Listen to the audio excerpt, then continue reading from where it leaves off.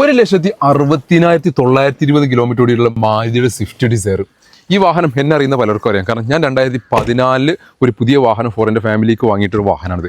പല ആളുകളും പറഞ്ഞു മാരുതിയുടെ വാഹനങ്ങൾ 1,00,000 കിലോമീറ്റർ കഴിഞ്ഞാൽ മേജർ സർവീസ് ചെയ്യണം, അങ്ങനെ ചെയ്യണം, അത്ര കോസ്റ്റ് വരും, ഇത്ര കോസ്റ്റ് വരും എന്നുള്ളത്.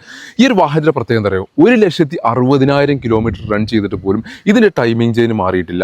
ഇതിൻ്റെ ടാപ്പറ്റോ നോയ്സോ കാര്യങ്ങളോ ഒന്നുമില്ല. ഒരു ചെറിയൊരു നോയ്സ് പോലും, എഞ്ചിൻ നോയ്സോ കാര്യങ്ങളൊന്നുമില്ല. കാര്യം എന്താ വെച്ച് കഴിഞ്ഞാൽ എല്ലാ 10,000 കറക്റ്റ് സർവീസ് പോയിട്ടുള്ളൊരു വാഹനമാണത്. അതുകൊണ്ട് തന്നെ ഇന്ന് വരെ എഞ്ചിൻ പരമായിട്ടുള്ള യാതൊരു പ്രശ്നങ്ങളുമില്ല. പല ആൾക്കാർക്ക് ഒരു തെറ്റിദ്ധാരണയാണ് മാരുതിയുടെ വാഹനങ്ങൾ 1,00,000 കിലോമീറ്റർ മാത്രമേ റൺ ചെയ്യുള്ളൂ, അതിന് മുകൾക്ക് വന്നു കഴിഞ്ഞാൽ ഓരോരോ പണികൾ വരും, അല്ലെങ്കിൽ മേജർ സർവീസ് വരും, അങ്ങനെയാണ് ഇങ്ങനെയാണെന്നൊക്കെ വലിയ സംഭവമുണ്ട്. പക്ഷേ ഞാൻ ഉപയോഗിച്ച് എൻ്റെ പേഴ്സണൽ എക്സ്പീരിയൻസ് എടുത്ത് മാരുതിയുടെ ഞാൻ ഉപയോഗിക്കുന്ന വാഹനം ഇത്രയും വർഷമായിട്ട് 11-ാമത്തെ വർഷമാണ് ഈ ഒരു വാഹനം ഉപയോഗിക്കുന്നത്.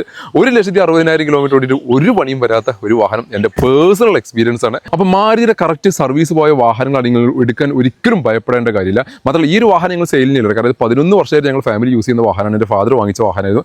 3 ഹ്യൂണ്ടൈൻ്റെ എലൈറ്റ് i20 വാഹനങ്ങൾ സ്റ്റോക്ക് വന്നിട്ടുണ്ട്.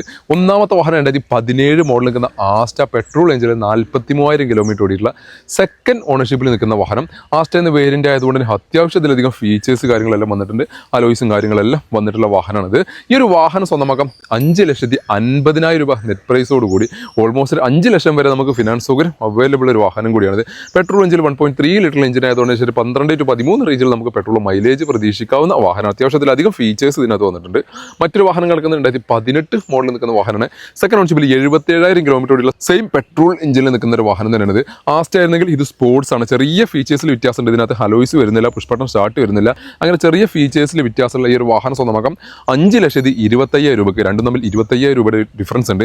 ഇനി അത്രയൊന്നും ബഡ്ജറ്റില്ല, അതിനേക്കാളും ബഡ്ജറ്റ് കുറഞ്ഞവർക്ക് പറ്റിയുള്ള വാഹനമുണ്ട്. 2014 മോഡൽ നിൽക്കുന്ന i20 സ്പോർട്സ് എന്ന വാഹനം 1,00,000 കിലോമീറ്റർ ഓടിയുള്ള സെക്കൻഡ് ഓണർഷിപ്പിൽ നിൽക്കുന്ന വാഹനമാണിത്. ഇതിനകത്ത് ഹലോയ്സും കാര്യങ്ങളെല്ലാം വന്നിട്ടുണ്ട്. സ്പോർട്സ് ഓപ്ഷണൽ എന്ന വേരിയൻ്റിലാണ് ഈ ഒരു അലോയ്സും കാര്യങ്ങളെല്ലാം വന്നിട്ടുള്ളത്.